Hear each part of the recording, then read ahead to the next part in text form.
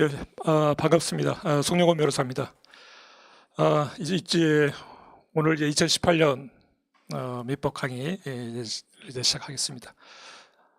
이제 날씨가 굉장히 많이 추워졌는데 어, 그럼에도 불구하고 우리가 앞으로 한 달 반 정도 민법을 이제 공부하다 보면 이제 금방 이제 겨울을 이제 지나갈 겁니다. 네, 지금 오늘 이제 첫 시간이니까요. 저희가 앞으로 이 기본 강의를 어떻게 진행할 건지, 그 다음에 후속 강의를 어떻게 진행할 건지에 대해서 대략적으로 좀 말씀을 드리겠습니다. 일단은 오늘부터 시작하는 이 민법 강의 이제 기본 강의는 그 목표가 앞으로 우리가 이제 결국 여러분들이 이제 학교 시험이나 아니면 변호사 시험을 이제 좋은 성적으로 합격하는 것이 이제 목표이기 때문에 결국 거기에 초점이 맞춰져 있습니다. 하지만 이제 변시나 이제 학교 시험 같은 것들이 하루아침에 민법 같은 것이 하루아침에 정리가 되고 갑자기 여러분들이 실력이 늘거나 그런 일은 이제 없기 때문에 차근차근 그 단계를 이제 밟아가야 됩니다. 앞으로 이제 사례 강의라 이제 기록형 강의라든가 뭐 이런 강의들이 내년에 계속 개설이 되는데 그 강좌를 이제 잘 소화해서 일정한 여러분들이 이제 지향하는 그 목표를 이제 이루기 위해서는 이 기초 단계를 상당히 잘 밟아야 돼요. 이번 기본 강의 시간에 그런 것들을 충분히 안 해놓으면 나중에 사례나 이런 기록 이런 문제를 보는데 치여가지고 기본적인 어떤 거를 이제 할 시간을 이제 놓치게 됩니다. 그러다 보면은 자꾸 여러분들이 이제 뭐 두 문자 외우고 뭐 핸드북 보고 뭐 이런 식으로 해서 민법을 이제 공부해야 되는 그런 어처구니 없는 일들이 이제 벌어지는 겁니다. 그래서 이제 기본 민법 강의는 작은 부분부터 차근차근 밟아가는 그런 단계를 이제 목표로 하고 그걸 기초로 해서 그 다음에 이제 소송법이라든가 그 다음에 사례라든가 이제 기록형 이런 것들이 이제 계속 연관이 되기 때문에 기초 단계를 잘 닦고 후속 과정을 이제 밟게 되면 여러분들이 이번에 배웠던 논점들이 계속 연결되면서 사례의 형태로 혹은 이제 기록의 형태로 나오기 때문에 금방금방 그것이 소화가 될 겁니다. 그래서 일단은 기본 민법 강의는 기초 체력을 이제 다지는 그런 단계. 그 다음에 이 강의가 끝나면 2월 달에 그 민사소송법 강의를 이제 진행을 합니다. 지금 제가 그 논점민법 민사소송법 3판 원고를 지금 작업 중이고요. 작년까지만 해도 그 민사소송법 같은 경우에는 제가 그 선택형 문제 이런 것들을 제대로 충분히 이제 정리를 못 해가지고 기출문제 이런 것들이 좀 그 기본 교재에 좀 빠져 있는 것들이 좀 있었습니다. 그런데 이번에 2017년 10월 모의고사까지 선택형 문제까지 다 제가 분석을 하고 뭐 사례형 문제는 제가 이제 사례집이 있기 때문에 그런 이제 분석을 다 했었는데 그 선택형 문제까지도 다 분석을 지금 해서 교재를 지금 원고를 이제 수정하고 보완하고 있기 때문에 아마 그 민사소송법 강의 진행될 때쯤에는 아주 3판 굉장히 훌륭하게 아마 책이 나올 겁니다. 그래서 이제 소송법 강의를 이제 15일 정도 이제 진행을 할 겁니다. 소송법 강의나 이제 민법 강의는 서로 이제 다른 과목이 아니고요. 서로 계속 연결이 됩니다. 제가 이번 기본 민법 강의를 할 때도 필요한 부분에 있어서는 소송법이라든가 집행법 이슈 같은 것을 계속 연관 지어서 설명을 드리면서 계속 나갈 거고요. 그런 것들이 나중에 소송법 파트에 대해서는 민법에서 배웠던 소송법 공부를 하다 보면 소송법은 크게 이제 굉장히 민법과 관련된 부분하고 그다음에 소송법 자체의 절차나 체제에 이제 맞는 부분 크게 이제 양분할 수가 있는데 민사소송법이 이제 어려운 이유는 여러분들이 민사소송 절차를 잘 모른다 이런 점도 상당히 크지만 또 하나의 큰 원인은 민법에 대해서 충분히 공부를 하지 않고 들어가기 때문에 그 부분도 이제 민사소송법을 어렵게 하는 그 요인 중에 하나입니다. 근데 그런 것들을 메워 나가기 위해서는 민법을 공부하고 그러면서 필요한 한도 내에서 민사소송법 같이도 공부하고 소송법 파트에 가게 되면은 소송법 이런 시각에서 민법을 다시 한번 정리하고 이런 식으로 해서 계속 연결고리를 이제 만들어 나갈 거예요. 그런 연결고리가 만들어지면 나중에 그게 다 연결이 됩니다. 그 다음에 이제 집행법 이슈도 민법을 공부하면서 집행법 이슈를 모르고 기본적인 지식을 모르고 민법을 공부한다. 이거는 그냥 어불성설이죠. 기본적으로 이제 절반 이상을 못 보고 지나가는 거와 마찬가지입니다. 그러면 민법을 따로 공부하고 집행법을 나중에 따로 공부하다.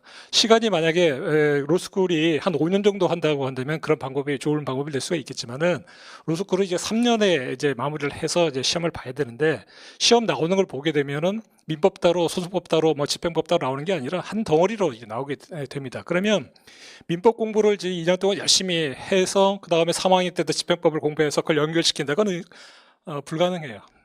시간 자체가 절대적으로 모자라고 그때 대해 변호사 시험 공부를 하게 되면 민법만 하는 게 아니라 형사법도 해야 되고 그다음 헌법도 해야 되고 어마어마하게 많이 공부를 해야 되기 때문에 이 집행법은 처음 민법을 공부할 때부터 바로 시작을 해야 됩니다. 집행법은 그렇게 어렵지가 않아요. 집행법 자체는 무지무지 어려운 법이지만 변호사 시험에서 필요한 정도의 집행법적인 지식은 그렇게 고난이도를 요구하는 게 아니라 아주 기본적인 것들을 요구하는 거죠. 그래서 이번 민법 강의를 진행하면서도 군데군데 그 집행에 관한 설명이 필요한 부분에 대해서는 기본적인 내용을 정리해 드리면서 나가도록 하겠습니다. 이처럼 기본 강의부터 민법뿐만 아니라 소송법과 그 다음에 집행법에 관한 이슈를 같이 정리를 하면서 소위 말해서 이제 변호사 시험이라고 하는 것은 통합민사법이라고 하는 게 가장 큰 특색입니다. 과거에 사시 시절에는 민법 따로 소송법 따로 집행법을 보지도 않았고 그래서 서로 이제 뭐 벽을 치더라도 아무 상관이 없었어요. 그냥 민법 보는 시간에 민법 이슈만 공부를 해서 그냥 썰 풀고 나오고 그 다음에 소송법 시간에는 그때는 2차 사례형만 봤기 때문에 지금 여러분 같이 선택형 보면서 고민하고 그러지도 않았습니다. 그냥 민사소송법 시간에는 그냥 그때 배웠던 것들만 해서 그냥 민법 같은 거 생각할 필요 없이 그냥 쫓고 나왔으면 됐거든요. 그러나 지금 변호사 시험은 그렇지가 않습니다. 그래서 그런 것들을 이제 가장 이제 여러분들이 이제 민사법을 공부할 때 가장 이제 먼저 해야 될 일은 여러분 속에 머리에 있는 그 벽을 빨리 허물어야 돼요. 민법, 소송법과 집행법이라고 해서 머리에 견고하게 있는 벽을 허무는 것이 가장 1차 목표예요. 그래서 이번 제 기본 강의를 들으면서 그걸 많이 느끼게 될 겁니다. 민법하고 소송법하고 집행법이 이렇게 연결이 되는구나. 그것만 알아도 집행법에 특히 이제 집행법에 대해서 상당히 어려워하는 학생들이 많은데 상당 부분 해소가 될 거예요. 그래서 이제 민법하고 민사소송법 두 과목을 하게 되면 2월 달이 이제 겨울이 이제 끝나게 됩니다. 겨울이 끝나게 되면 그 다음에 이제 학기 중에는 사례형 강의하고 이제 기록형 강의를 이제 제가 진행을 할 겁니다. 기록형 강의는 올해 제가 교재를 정리를 못해서 기록형 강의는 진행을 하지 않았는데요. 올 겨울에는 이제 기록형에 관한 기본 교재도 제가 마무리를 할 거기 때문에 내년에는 이제 사례형 강의, 기록형 강의도 아마 진행이 될 거로 생각합니다. 그러면 기록형 강의나 사례형 강의가 완전히 이게 동떨어진 게 아니라 우리가 배웠던 지금 이 시간에 배울 이 기본 강의의 연장선에 있습니다. 그래서 우리가 기본 강의에서 배웠던 것들이 사례나 기록형에서 어떻게 활용이 되는가를 이제 확인하는 그런 것이죠. 그래서 계속 연장선이 있기 때문에 가능하시면은 적어도 사례까지는 여러분들이 들어셔야 돼요. 지금 3학년 내년에 이제 3학년 되시는 분들은 당연히 이제 기록형까지 해서 쭉 따라오시면 가장 좋고 만약에 내년에 지금 1학년이고 내년에 2학년이 된다. 그래서 기록형까지는 좀 부담된다 하더라도 사례까지는 꼭 들으셔야 돼요.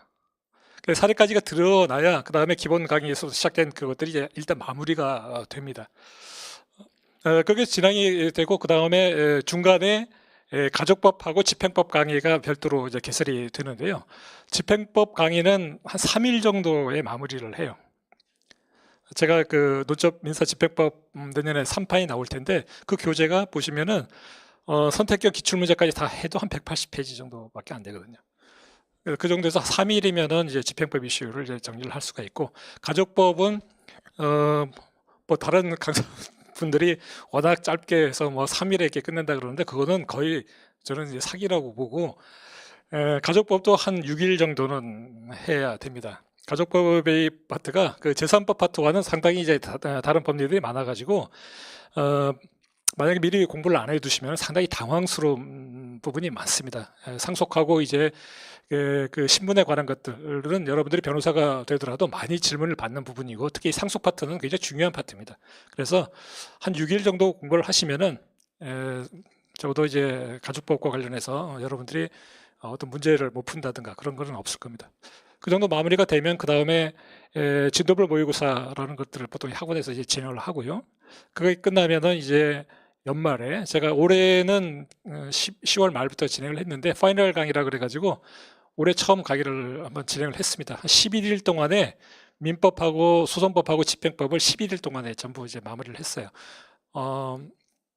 그 교재가 이게 종이가 좀 두꺼워서 좀 그런 것인데 이게 한 500페이지 정도 됩니다. 내년에는 이거를 좀 많이 줄여서 한 400페이지 정도 인용을 해서 민법하고 소송법하고 이걸 모두 이제 마무리를 하는 거죠. 한 열흘 정도 시간에.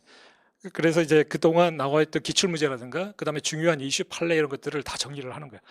결국은 여러분들이 내년에 만약에 이제 변호사 시험 공부를 준비하신다면 이 파이널 강의에 열흘 동안에 이 강의를 들을 수 있느냐, 결국은 그거예요. 이 많은 시간을 들여가지고 하는 것은 마지막 이 강의를 들어가지고 내가 민사법을 몇 년 동안 지긋지긋하게 공부를 했는데 마지막에 한 열흘에 내가 이걸 다 듣고 소화를 한다 그러면은 변호사 시험에서 성적이 안 나올래는 안 나올 수가 없어요. 그 정도에 다 소화가 된다면 그걸 목표로 해서 여러분들이 진행을 하면 되겠습니다.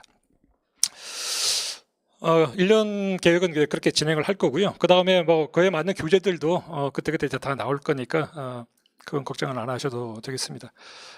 이번 이제 민법 강의, 이번에 논점 민법 강의 이제 4판, 이 강의는 어떻게 진행할 거냐 간단히 한번 말씀을 드리면은 지금 33회로 이제 진행이 마무리를 해야 되기 때문에 제가 기본 강의 진도표를 나눠 드려서 이제 어떻게 진행할 것인가에 대해서는 대략적으로 이제 정리를 해 놨는데요. 일단은 민법 총칙 파트하고 그걸 한 일주일 정도, 한 7일 정도에 이제 마무리를 하려고 생각 중입니다. 그 다음에 가장 어려운 것이 이제 채권법 파트가 이제 가장 어려운데요. 이 논점 민법 강의 교재의 그 편제를 보시면은 일반 법전 편제와는 조금 다릅니다. 특히 이제 채권법 파트는 그걸 좀 이제 우리가 실무적으로 어떻게 법률 행위가 이루어지고 그 다음에 그게 어떻게 진행되느냐 그 진행 과정에 따라서 약간 편제를 달리해서 채권법 1에서는 이제 법률 관계가 형성되는 그 계약의 유형이라든가 불법행위 그 다음에 뭐 부당이득 이런 파트에서 정리를 해놨고 채권관계 2에서는 이제 변제 상계 그 다음에 뭐 채권자 대위권 취소권 채권 양도 인수 그 다음에 그에 따른 담보제도로서 이제 보증과 연대채무는 그 다음에 물적담보도 같이 정리를 했어요. 원래 이제 물적담보 저당권 이런 것들은 교과서에서는 물권편 편에서 나오게 되고 연대채무나 보증채무 같은 경우에는 채권 총론 파트에서 이게 나오게 되는데 그거는 굉장히 어색한 구성이죠. 실제로 담보는 인적담보와 물적담보를 같이 정리를 해야 됩니다. 채권법 2가 그래서 양이 굉장히 많아요. 주제들도 보면 변제 상계, 채권 대위권 취소권, 지명채권 양도, 보증, 그 다음에 저당 유치권, 시험에 엄청 많이 나오는 파트들이 채권관계 2에 몰려 있습니다. 그래서 채권관계 1하고 채권관계 2에 많은 시간을 이제 투자를 해서 채권관계 2에 한 13일 정도, 채권관계 1에는 한 9일 정도 이렇게 날짜를 이제 해놨고요. 그 다음에 그 파트가 이제 끝나게 되면 이제 물권법, 담보 제도를 담보권을 뺀 나머지 물권 파트 있지 않습니까? 그래서 뭐 등기 부분이라든가 그다음에 취득 시효, 뭐 공동 소유 관계 뭐 이런 것들을 이제 명의 신탁 이런 것들 그거는 한 4일 정도에 정리를 하겠습니다.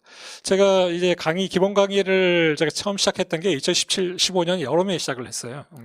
제가 세종에 좀 오래 있다가 그다음에 개업을 해서 있는데 여기 메가에서 찾아와가지고 자기네가 2015년 여름에 지금 이 학원을 런칭을 하려고 그런다. 그래서 민사법을 좀 맡아달라. 저는 처음에 아니 그거 준비 그거 그렇게 민사법이라는 게 하겠다고 할 수 있는 게 아니니까 준비를 굉장히 많이 해야 된다. 그래서 굉장히 어렵다. 그래서 이제 거절을 제가 했었는데 2014년도 일이었습니다. 근데 여기 계셨던 분이 하여튼 삼고초려를 해주셔가지고 계속 찾아왔어요. 한 달에 한 번씩 계속 찾아와가지고 해주세요. 막 그래가지고 그냥 덥석 문 게 여기까지 온 거예요. 그래서 제가 이제 강의 자료를 준비하면서 2015년 2월부터 책을 쓰기 시작해서 지금까지 쓰고 있는 거예요. 그러니까 한 2년 반 동안 책을 계속 쓴 거죠. 그렇게 쓰면서 이제 많은 것들이 이제 정리가 되고 그 다음에 2015년 여름에 아마 지금 그 책 못 보신 분도 많을 텐데 지금은 이 정성적인 책 크게 나왔는데요. 논점 민법 강의 1판은 A4지 용지로 해가지고 이만한 크게 나왔어요. 그래서 서점에 가면은 책을 볼 수가 없었습니다. 책꽂이에 꽂혀지질 않아가지고. 그래서 책이 안 나왔느냐 이렇게 물어보는 사람도 있고 그랬는데, 하여튼 그렇게 시작해서 강의를 이제 시작을 했어요.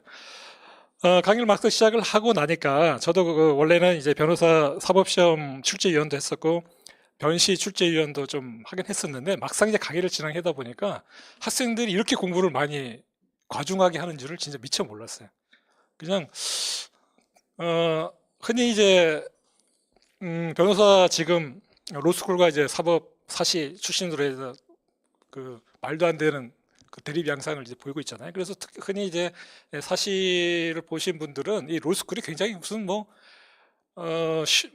누워서 떡 먹기 뭐 이렇게 생각을 하시는 분들이 굉장히 많죠. 뭐 발가락으로도 풀어도 되지 않나, 심지어 그렇게 말하는 친구들도 있었어요. 그는 1회 변시의 합격률이 사실상 저는 합격했기 때문에 아마 그런 얘기를 한 것 같은데, 저도 뭐 그렇게까지 생각은 안 했지만 그래도 뭐 좀 그렇게 쉽지, 좀 그래도 뭐 무난하게 합격하고 할 수 있지 않을까. 막상 책을 써보고 그다음에 강의를 해보니까 정말 여러분들이 고생한다는 걸 이제 느꼈습니다. 그리고 저 초판이 너무나 많이 부족하다. 그래서 바로 개정판을 6개월 만에 냈어요. 6개월 만에 내가지고 그 겨울에 다시 한번 강의를 했고요. 그 다음에 이제 소송법 책이 나오고 혼자 제가 쓰다 보니까 시간이 이제 많이 필요하죠. 기출문제 분석이 제대로 안 돼가지고 나중에야 이제 선택형 문제도 풀어보고 그다음에 사례형 문제집도 만들면서 기출문제를 그때부터 보기 시작을 했습니다. 제가 그러니까 2016년도부터 이제 본 거죠. 그러면서 이제 자료들이 많이 쌓이고 그런 것들이 이제 계속 피드백이 되면서 이런 기본민법 강의나 기본 교재에 계속 이제 반영이 돼서 이 논점민법 강의 같은 경우에는 사실 3판 때 상당히 많은 그 개선이 이루어졌고요. 이번에 4판에서 나머지 부분들까지 다 손을 대서 아마 여러분들이 책을 보시면서 추가하거나 이럴 거는 아마 거의 없을 거예요.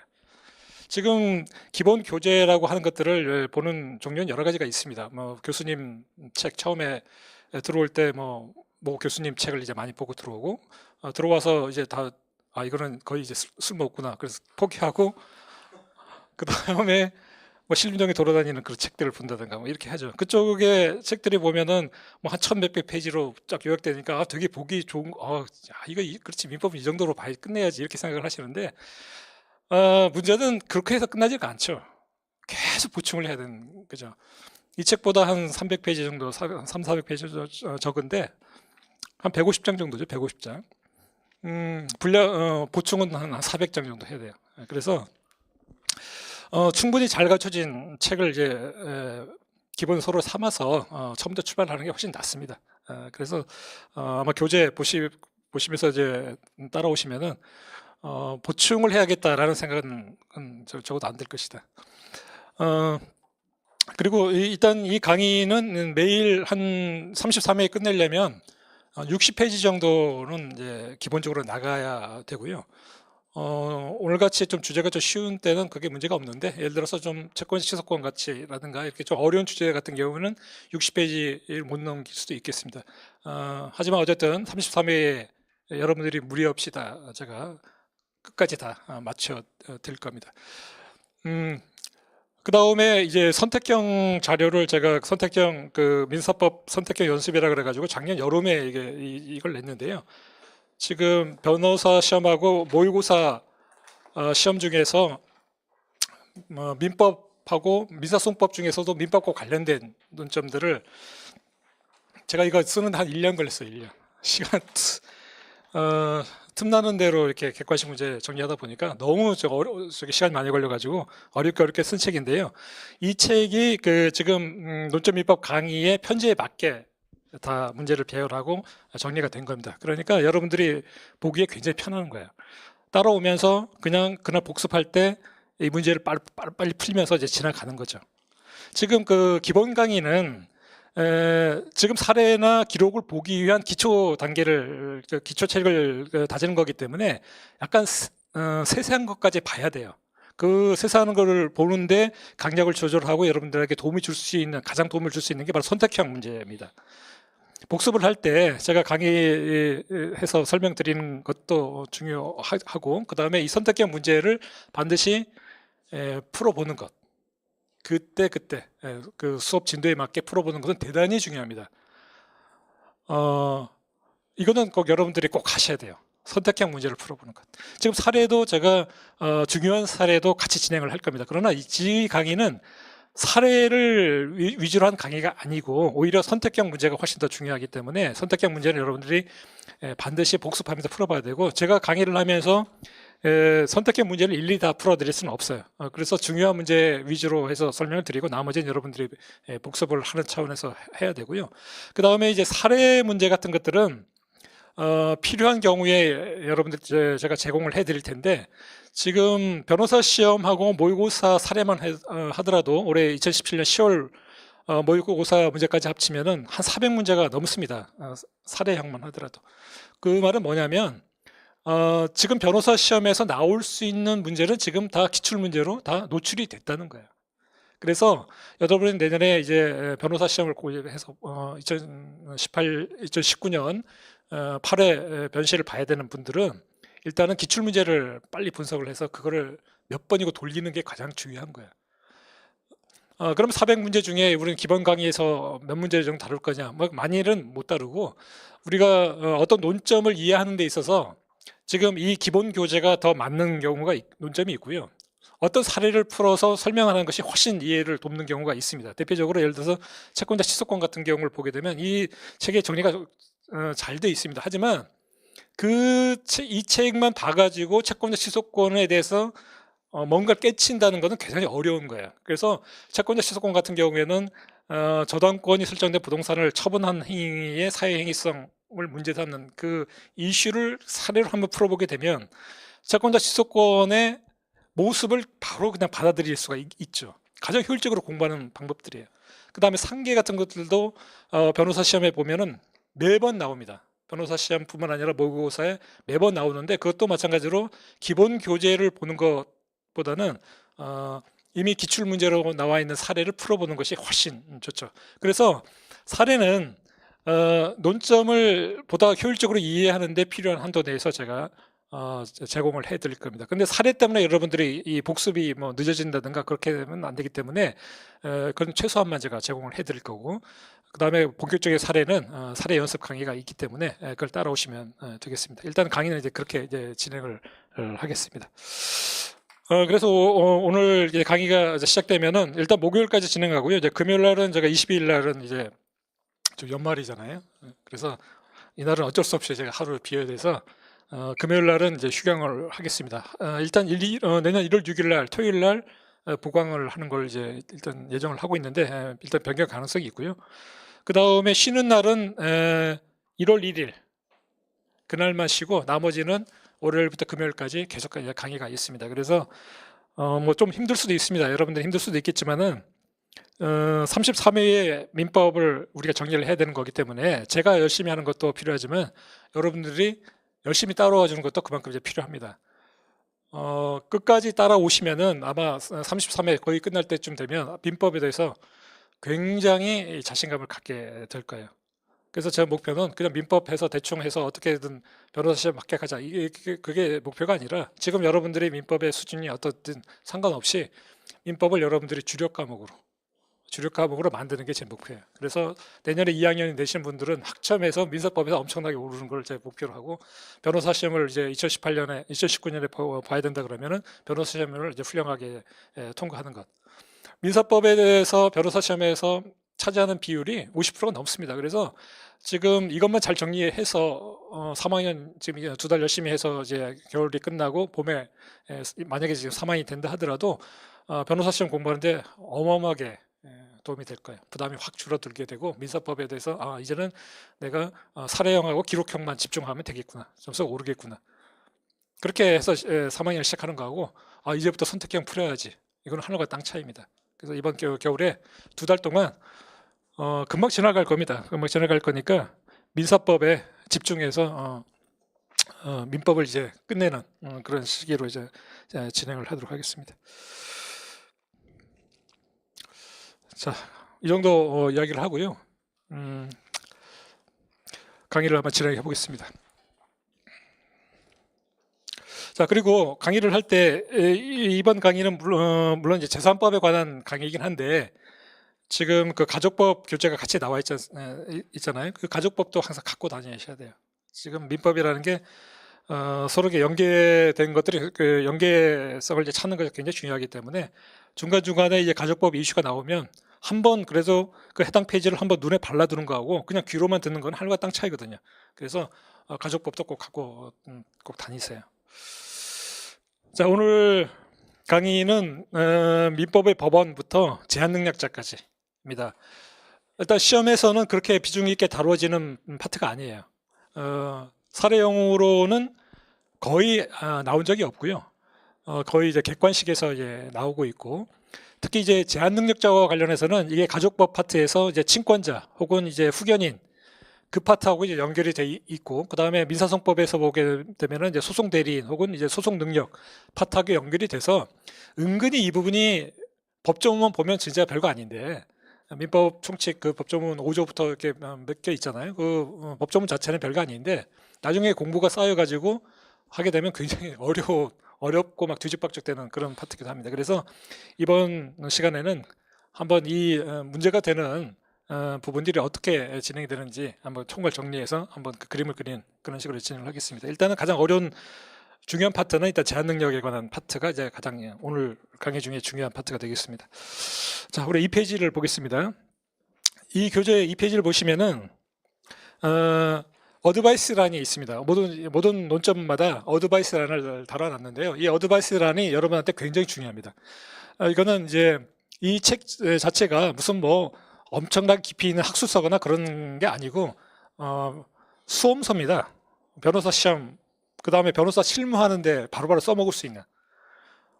그래서 어드바이스란에는 그런 점에 이제 뭐를 여러분들이 봐야 되는지를 이제 핵심적인 걸 정리를 해 놓은 것들이에요. 그리고 기출문제 중에서 사례형 문제에 대해서는 2017년 올해 10월 모의고사까지 전부 다 달아놨습니다. 3판까지는 선택형 문제까지도 제가 달아놨는데 선택형 문제가 여러분 아시다시피 문제가 하나 나오면 지문이 5개거든요. 분량이 너무 많아져가지고 우리는 이제 뺐어요. 작년 3판 때만 하더라도 이 선택형 사례 이 해설서가 나오지 않았기 때문에 부득이하게 집어넣었는데 이 선택형 문제가 이제는 연습서가 해설서가 나와 있기 때문에 병행해서 보면 됩니다. 그래서 선택형 문제까지 이 기출문제를 표시를 안 했습니다. 그래서 사례형만 이제 표시를 했어요. 그래서 어드바이스란을 여러분들이 잘 활용을 하셔야 돼요.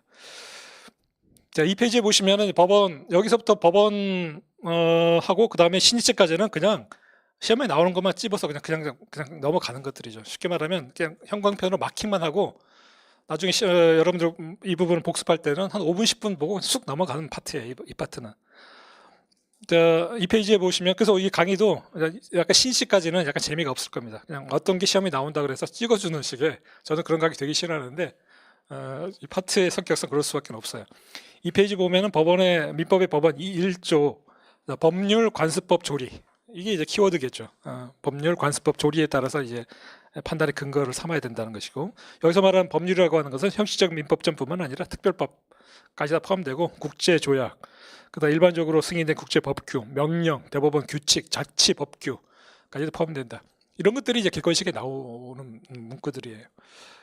관습법에 관해서 보게 되면 사회 2페이지에 개념 정의된 것을 한번 보겠습니다. 사회에 거듭된 관행으로 생성된 사회생활 규범이 사회의 법적 확신과 인식에 의해서 법적 규범으로서 승인 강행되기 이른 것이라고 이제 대법원이 개념 정의했는데 이거 뭐 시험에 나올 건 아니니까 눈에만 발라주면 됩니다. 그래서 관습법상 권리에 해당되는 경우하고 해당되지 않는 경우 이런 것들은 한번 이제 봐둬야 되는 것들이죠. 객관식이 뭐 그렇게 대단한 문제가 나오지 않습니다. 아주 쪼잔한 문제들도 많이 나오기 때문에 이런 것들도 한번 복습할 때 마킹하는 거는 하고 넘어가는 게 좋겠습니다. 3페이지에 성립요건과 관련해서는 마찬가지로 외울 필요 없습니다. 그냥 눈에 한번 발라두면 됩니다. 법적 확인설이 이제 통설인데 법적 내용에 관한 관행 또는 이제 관례가 존재해야 될까. 두 번째가 일정 기간 그것이 이제 일정 지역에서 지속적으로 행하여져야 된다. 그 다음에 일반적으로 법 규모로서 이제 받아들여져야 되고 법적 확신이라는 것.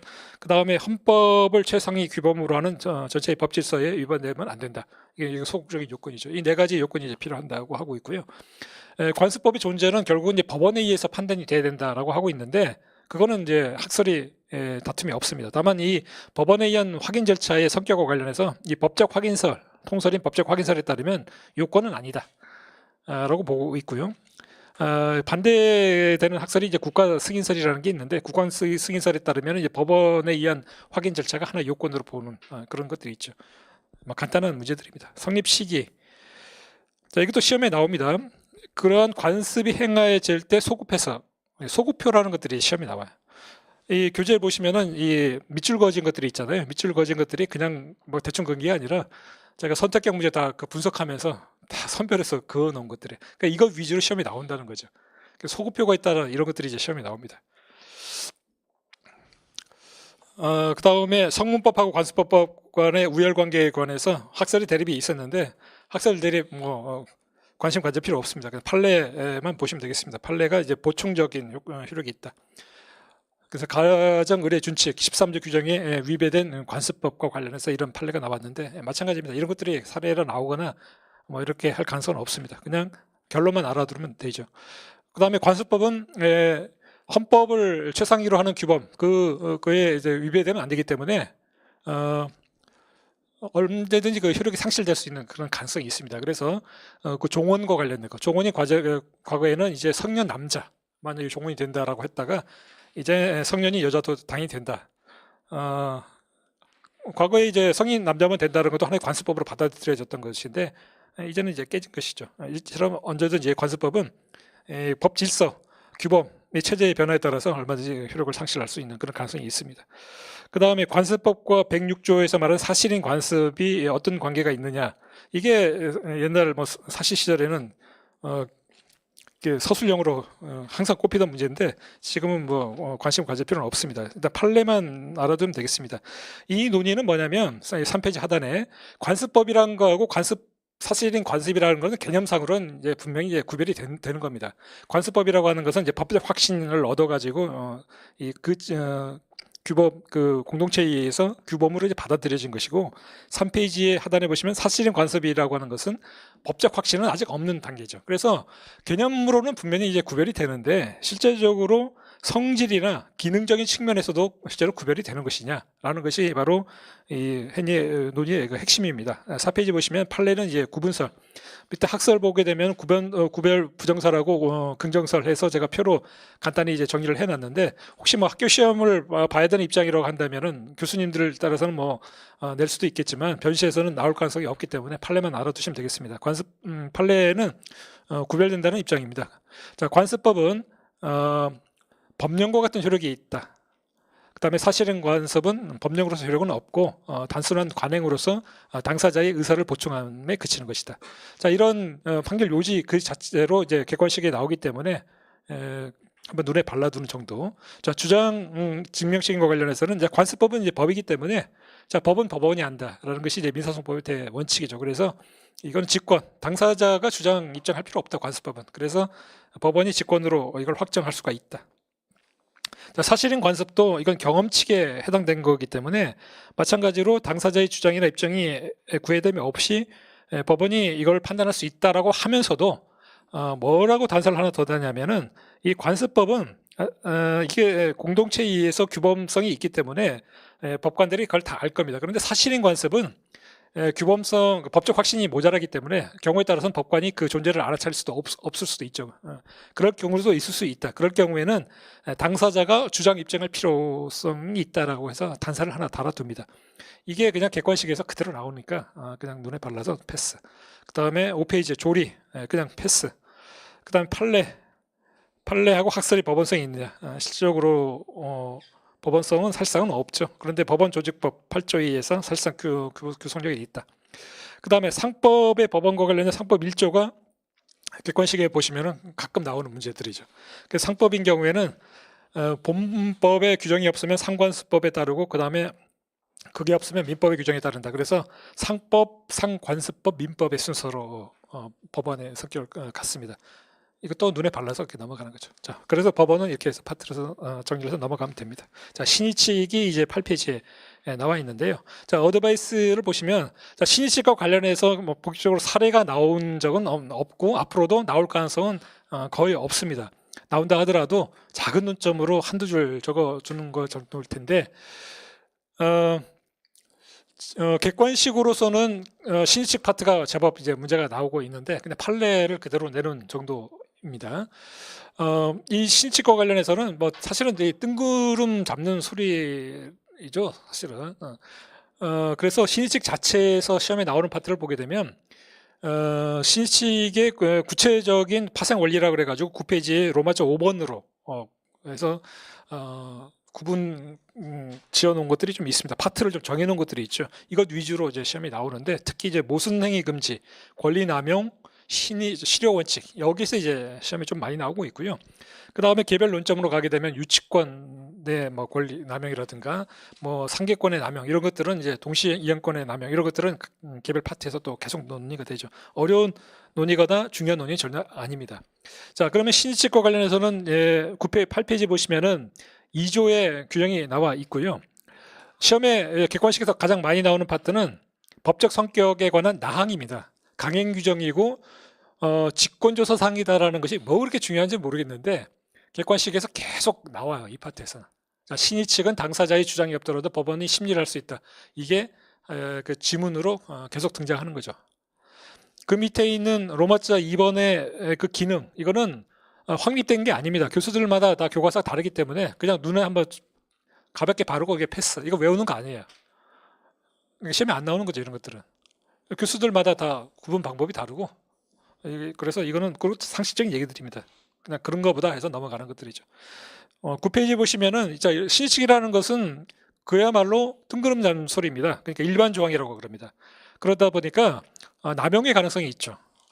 법원 구체적인 재판부마다 다 판단이 기준이 달라질 수가 있고 케이스 바이 케이스고 뭐가 말할 수 없다. 회색지대가 많다. 뭐 이런 내용들입니다. 그러다 보니까 대법원에서 이런 요소를 고려해서 신의칙을 판단하라라고 이제 여러 가지 그 요소들을 제시를 하고 있는데 그것도 마찬가지로 뜬구름 잡는 소리죠. 그러니까 패스예요. 일반 조항으로의 도피하면 안 된다. 이건 무슨 말이냐? 개별 법조문을 열심히 찾아서 그걸 해결해야 되지. 아유 귀찮아. 그냥 신의칙. 이런 식으로 날리지 말라는 것이죠. 자, 적용 요건과 관련해서는 특별 결합관계가 필요하다. 고의고 실이 필요한지에는 학설의 다툼이 있다. 학설과 관련해서는 변호사 시험에 나오는 원칙적으로 안 됩니다. 학설만 문제가 되는 것은 안 나오기 때문에 이런 것들은 그냥 목차 위주로 그냥 패스하는 거죠. 자, 파생 원리를 보게 되면 채무 이행에서 신의칙이 필요하다. 그건 당연한 거겠죠. 채무 이행을 함에 있어서 신의칙을 다 해가지고 성실의 원칙에 따라서 뭔가 급부를 이행하고 이런 것들이 요구된다. 상식적인 얘기입니다. 그 밑에 9페이지에 나와 있는 하단의 관련 판례 한번 눈에 발라두면 되겠습니다. 2016년 2015-35560. 자, 이거는 위임 계약에 따라서 보수를 받는 거에 관한 것들인데 약정 보수금이 너무 과다하다 그러면 뭔가 좀 제한을 해야 된다. 그런 내용들인 것들이죠.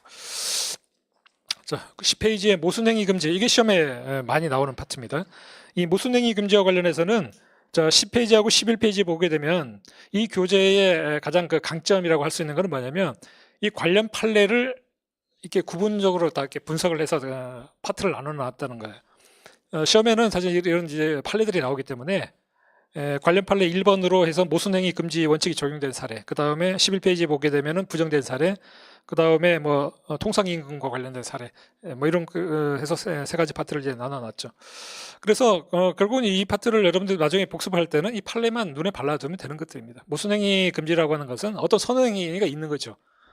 A라는 행위가 먼저 행해졌고, 그래서 상대방이 그 A 행위에 대해서 신뢰를 갖게 됐다. 그 A 행위가 앞으로 그쪽 방향으로 얘가 가겠구나. 그런데 후행 행위가 행해졌는데 선행 행위가 모순된 쪽으로 했을 때, 그러면 그 후행 행위의 효력을 이제 부정할 수 있겠느냐, 그런 법리입니다.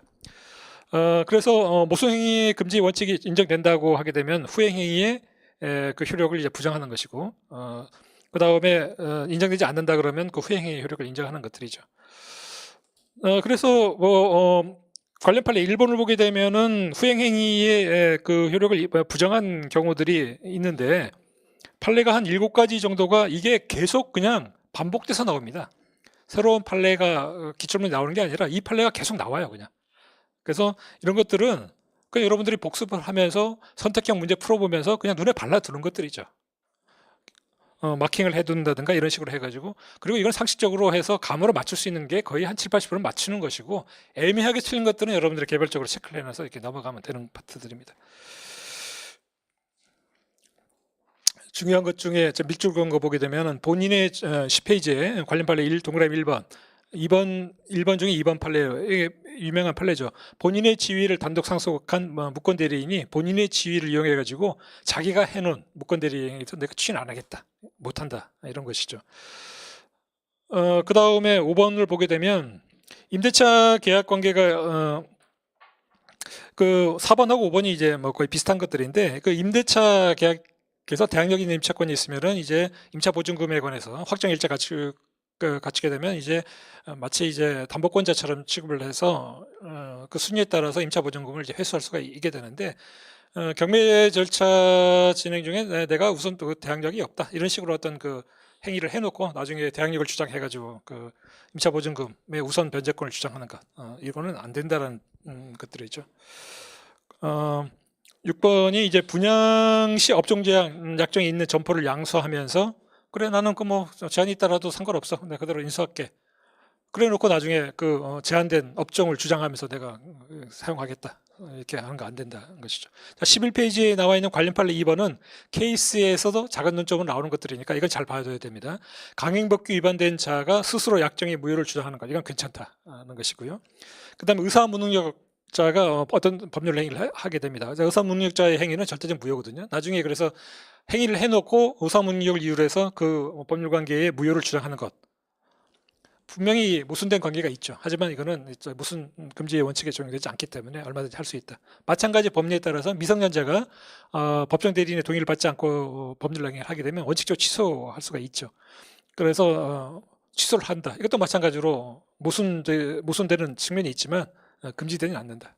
그런 내용들이 있고요. 뭐 상소 포기하겠다라고 약속해놓고 막상 피상속인 망인 상속이 개시되니까 난 상속하겠다라고 이야기하는 것, 이것도 괜찮다고 하고 있습니다.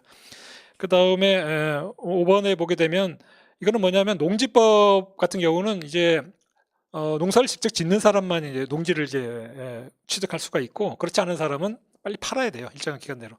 이 사안에서는 대물변제조로 해서 농사를 짓지 않는 사람이 농지를 이제 인수받은 사안이었죠. 그래서 농지를 넘긴 사람이 나중에 그거 농지법 위반이다 그래가지고 그 등기 말소를 구한 사안이었습니다.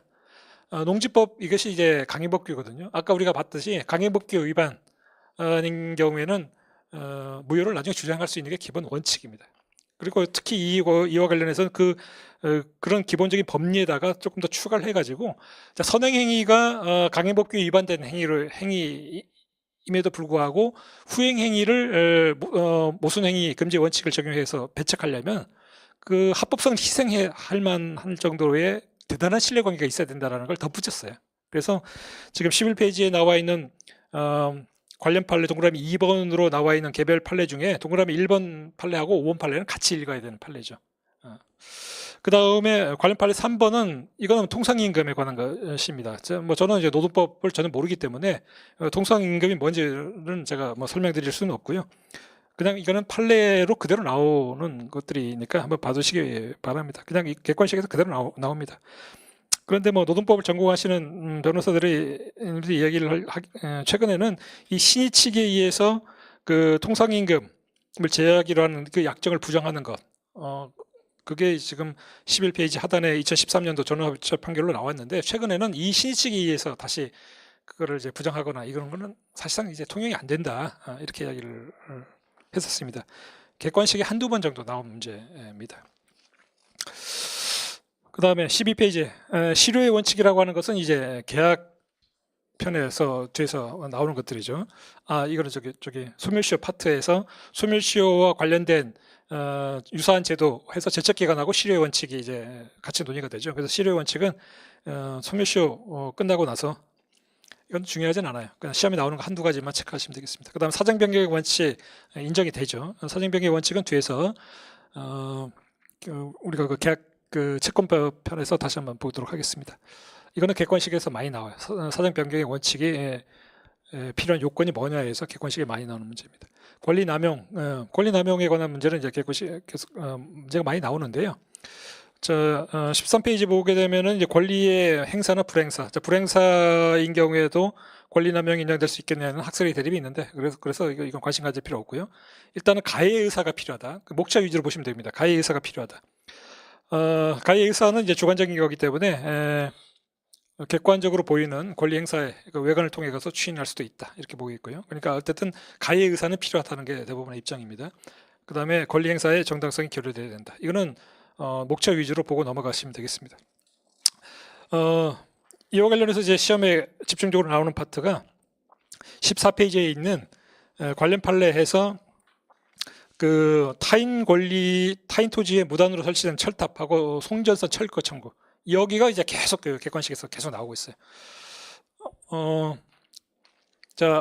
남의 땅에 철탑이나 송전선을 설치하는 경우가 상당히 많았습니다. 최근에 이제 그 철거를 구하는 소송들이 그래서 이제 뭐 최근은 아니고 좀 그 이후에 막 생겼는데 원칙적으로는 권리남용이 아니라고 합니다. 그래서 여러분들이 이제 시험 객관식 문제를 볼 때 좀 헷갈릴 수 있는 함정을 파는 것들이 뭐냐 14페이지에 나와 있는 그래서 이제 굵은 글씨 처리해 놓은 것들이 이제 헷갈릴 수가 있죠. 토지를 사면서 송전선이 설치된 걸 알면서 토지를 취득했다. 나중에 철거를 구한다. 상관없다는 겁니다. 알고 샀다. 그 다음에 30년 동안 아무 말도 없다가 30년이 지나서 철거를 구한다. 이것도 상관없다는 거예요. 철거를 구하는 것은 원칙적으로 권리남용의 법리에서 제한하지 않습니다. 철거 비용이 엄청나게 많이 든다. 그건 네 사정이다. 이런 것이죠. 그래서 원칙적으로 철거 청구는 다 받아들여지게 되는데 예외적으로 권리남용이다 그래가지고 부정된 사례가 한국전력공사에서 그 토지 수용을 하기 위해서 어마어마하게 많이 노력을 했다. 사전에 노력한 흔적이 보이고 이전을 하려면은 비용이 토지를 매수하는 가격보다 엄청나게 많은 비용이 필요하다. 이런 거하고 그 다음에 침범된 토지가 너무 과소하다. 이 정도 사유만 권리남용에 의해서 제한됐고 나머지는 원칙적으로 인정하고 있지 않습니다. 자, 이 정도에서 그냥 노래 발라 들으시면 되겠습니다. 자, 15페이지에 6항 법률행위 해석에 있어서도 신식이 관여한다. 이건 뒤에서 다시 한번 보기로 하고요. 신식의 한계와 관련해서 2016년도 12월 1일자 2016-240543 판례 하나 나왔는데 이거는 이제 객관식에서 나올 수 있는 문제들입니다. 밑줄 그은 것 위주로 해서 채권자가 유효하게 성립한 계약에 따른 급부이행을 청구하는데 법원이 신의칙이라는 잣대를 들이대 가지고 급부의 일부를 감축하는 것은 원칙적으로 허용되지 않는다라는 판례가 나왔습니다. 이런 것들은 이제 설문으로 바로 등장할 수 있는 것들입니다. 그러니까 전기요금을 청구를 하는데 좀 깎아달라. 신의칙에 의해서 이분을 깎아야 된다. 이런 주장을 받아들이지 않은 것이고요. 그 다음에 적용 범위와 관련해서 그냥 참고하시기 되겠습니다. 그래서 신의칙은 이렇게 판례 위주로 객관식으로 나오기 때문에 이 정도 정리를 해서 넘어가시면 되겠습니다. 자, 그 다음에 18페이지부터는 이제 권리의 주체하고 대리를 같이 정의를 할 겁니다. 원래 그 일반 그 교과서에서는 이제 자연인하고 법인을 이야기하고 그 다음에 뭐 의사표시에 관한 것 한창 설명한 다음에 그 다음에 이제 대리 파트를 이제 지나가는데 대리는 이제 그 권리 주체 그러니까 행동하는 행위자와 관련된 문제이기 때문에 같이 정의를 하는 게 훨씬 좋습니다. 그래서 여기서는 자연인하고 그 다음에 법인하고 이제 비법인 단체 특히 비법인 사단에서 뭐 종중에 관한 것들을 보고 그 다음에 대리 행위에 관해서 같이 보도록 하겠습니다. 이거만 조금 하고 이제 쉬도록 할게요. 자, 18페이지 보게 되면은 이제 자연인의 능력 해가지고 권리 능력하고 그 다음에 뭐 의사 능력하고 그다음 뭐 책임 능력, 그다음에 행위 능력 이런 파트로 해서 진행이 되고요. 가장 중요한 건 뭐 물론 행위 능력입니다. 자, 권리 능력과 관련해서는 결국은 이건 출생과 사망에 관한 문제입니다. 18페이지. 자연인은 태어나서 결국 그 권리 주체가 되는 것이고 죽으면 이제 소멸되는 건데, 그럼 출생하고 사망의 문제를 이제 다뤄야 되겠죠. 어드바이스를 보시면은 시험에 나온 적은 태아의 권리 능력을 빼고는 한 번도 나온 적은 없어요. 그러니까 이 파트도 가볍게 지나가면 되는 파트입니다. 뭐 권리 능력이 뭐냐? 그냥 패스. 3조. 사람은 생존하는 동안에 권리 의무의 주체가 된다. 그러니까 생존의 의미니까 이제 출생과 사망인 것이죠. 그러니까 출생의 시기와 관련해서는 전부 노출설이 통설이고요. 형법과 좀 다른 점입니다. 그 다음에 출생 신고, 이거는 이제 출생한 날로부터 한 달 내로 신고를 해야 됩니다. 초일이 산입된다는 것이 중요하고요. 보고적 신고입니다. 그래서 이제 뒤집을 수는 있죠. 하지만 이거는 이제 공적 장부, 이제 공공 문서에 해당되기 때문에 강한 이제 추정력이 있어서 뭐 그런 내용이 좀 있고 중요하지 않습니다. 그 다음에 종기, 사망의 시기와 관련해서는 민법에서는 심장 정지설이 통설이죠. 19페이지 뇌사와 관련돼서 이제 뇌사를 인정할 것이냐가 이제 장기 등 이식에 관한 법률과 관련해서 논의가 되는데, 그 뇌사, 그러니까 뭐 전 잘 모르지만 어떤 뇌가 먼저 죽고 그 다음에 나중에 심장이 이제 멈추는 그런 순서로 아마 진행되기 때문에 뇌사를 인정하게 되면 장기를 이제 이식할 수 있는 그런 장점이 있어서 이제 만들어진 법입니다. 우리가 이 법을 뭐 자세히 다루려고 하는 건 아니고 이 법과 관련해서 과연 뇌사를 인정하느냐라는 것이 민법에서 다루고 한 논점인데, 법이 좀 바뀌었습니다. 19페이지 보시면은 그 관련 법에서 2010년 5월 31일까지를 보게 되면 이 뇌사라고 하는 것은 이제 뇌사가 어떤 원인 행위가 있고, 그러니까 어떤 사고를 당해가지고 이 사람이 뇌사 상태에 빠지고 그 다음에 장기 이식을 하기 위해서 장기를 적출하는 이 세 가지 단계를 이제 밟게 되죠. 그래서 실제로 사망을 하는 것, 이 장기를 적출할 때 사망하는 것은 이제 의문이 없어요.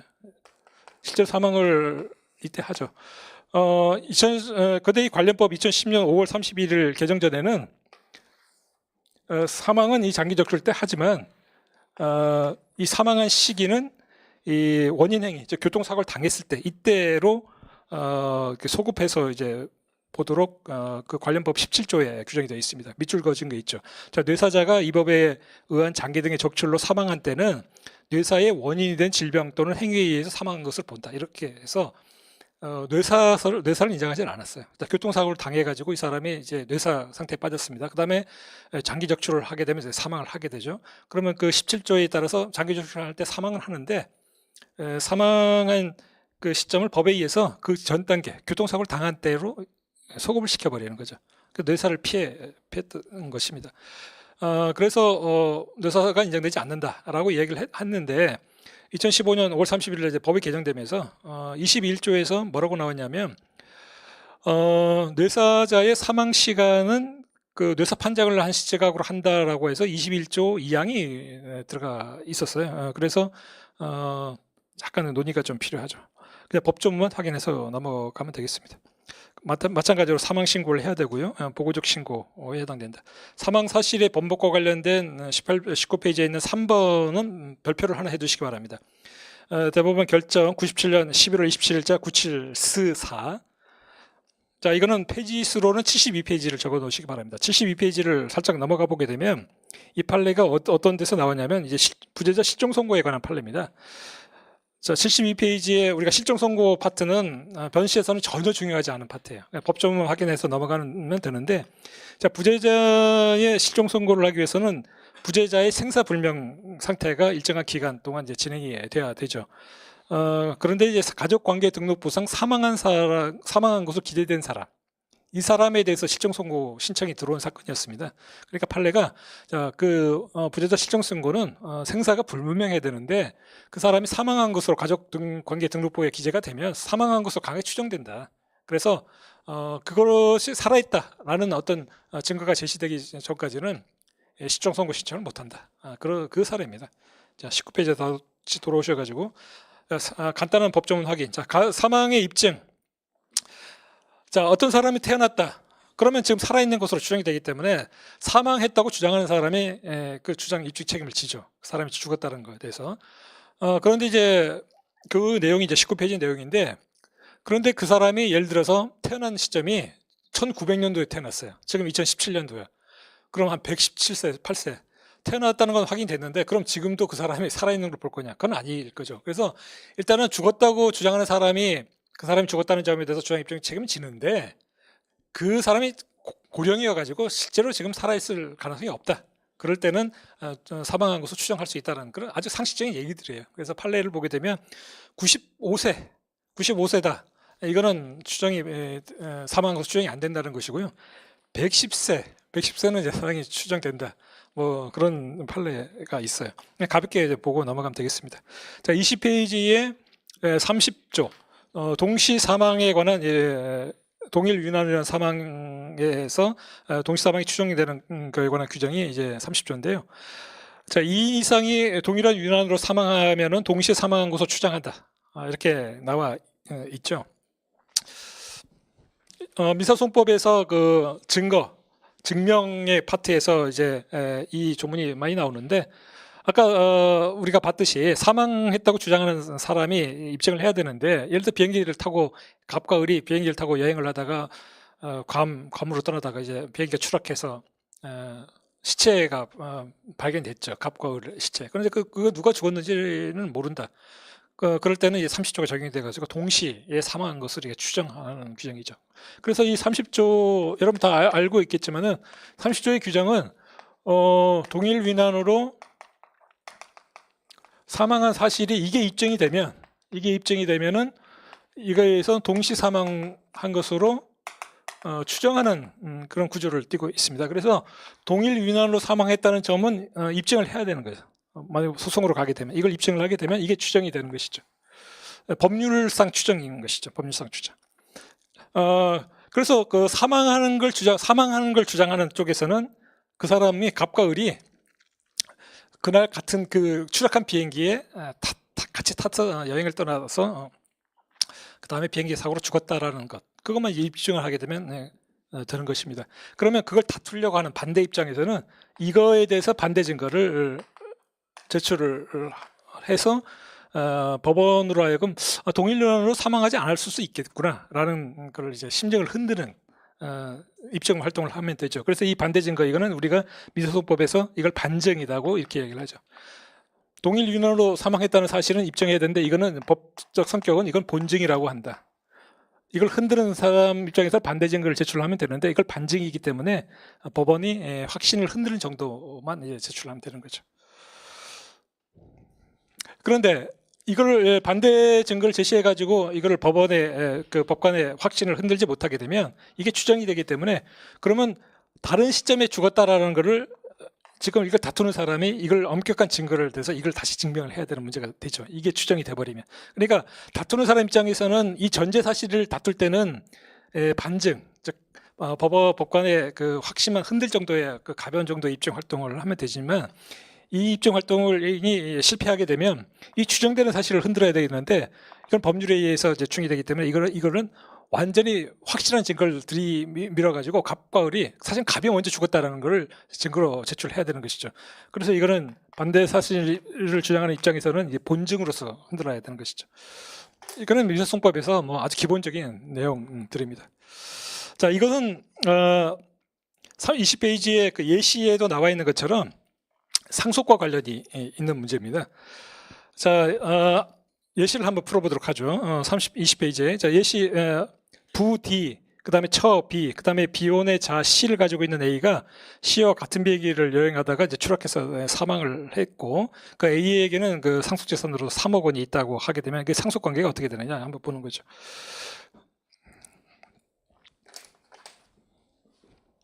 자, A라는 사람이 그러니까 이제 결혼을 해서 처가 B가 있고, 그 다음에 자기의 그 직계 존속으로 아버지인 D가 있는 거죠.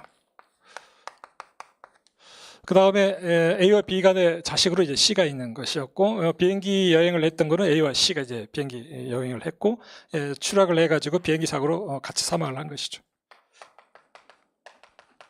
이런 사안인 것이죠. 자, 만약에 A가 먼저 사망을 했다 그러게 되면 우리가 여러분 그 상속법에서 아주 기본적인 거잖아요. 상속권자가 누구냐?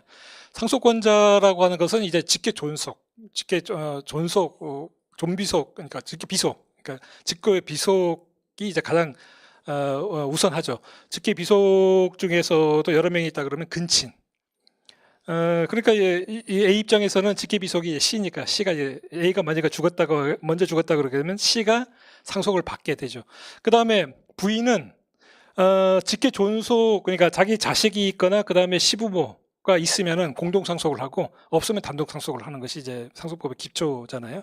그래서 만약에 이 사안에서 A가 먼저 사망을 했다 그러게 되면 C하고 B가 공동 상속을 했다가 C가 또 죽게 되게 되니까 결국은 B가 단독 상속을 하게 되는 문제가 생기죠. 그런데 만약에 C가 먼저 죽었다고 하게 되면은 A의 재산은 B하고 D, 시아버지하고 며느리가 공동 상속을 하는 그런 결과가 되죠. 그런데 그 입증을 한다는 건 사실 불가능하죠. A가 먼저 죽었다, C가 먼저 죽었다는 걸 입증하는 건 불가능하죠. 그래서 30조가 적용되게 돼서 동시 사망한 것으로 추정이 되면 A와 C 간에는 상속 관계가 일어나지는 않습니다. 그렇게 되면 C가 없는 것처럼 돼버리기 때문에 결국은 이 A가 갖고 있는 3억 원은 B하고 D가 공동 상속을 해서 나눠 갖게 되는, 그건 아주 기초적인 것들이에요. 이 30조는 여기 나중에 여러분들이 그 상속법을 공부하시면은 대습상속이라는 파트가 나옵니다.